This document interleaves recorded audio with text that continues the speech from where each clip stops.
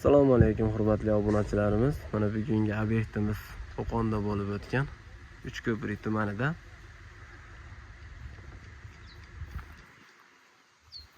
Konteyner profilidan teplitsalarimiz tayyor. Eshiklarimiz 2 qavat holatda bo'lgan. Qish kunlari sovuq birdaniga kirib ketmasligi uchun 2 qavat bo'ladi.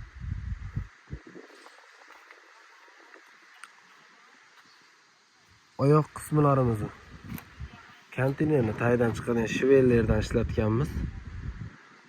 Qo'qondan shamol kuchli bo'lish hisobiga.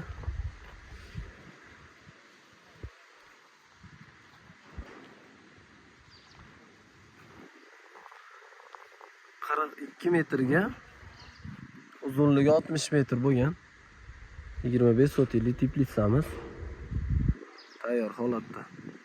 Hozirchalikka salafan jarayonidamiz. Simlarini tortib qo'yganmiz. Xudo xolasa salafanlarini tortib ham obzor qilib beramiz.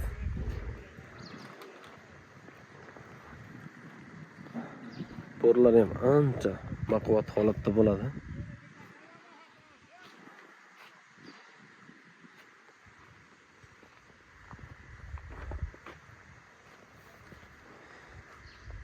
Bu tomondan 90 santimetrlik yonidan ochilib yopiladigan luk bo'ladi.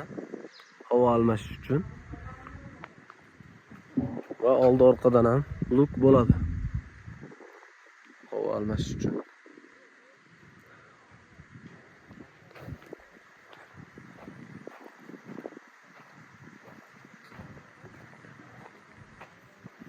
Xudo xolasa kimga shunaqa xizmatlarimiz kerak bo'lsa,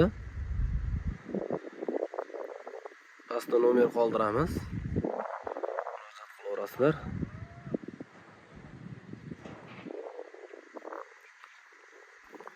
Kanalimizga obuna bo'lishni unutmanglar.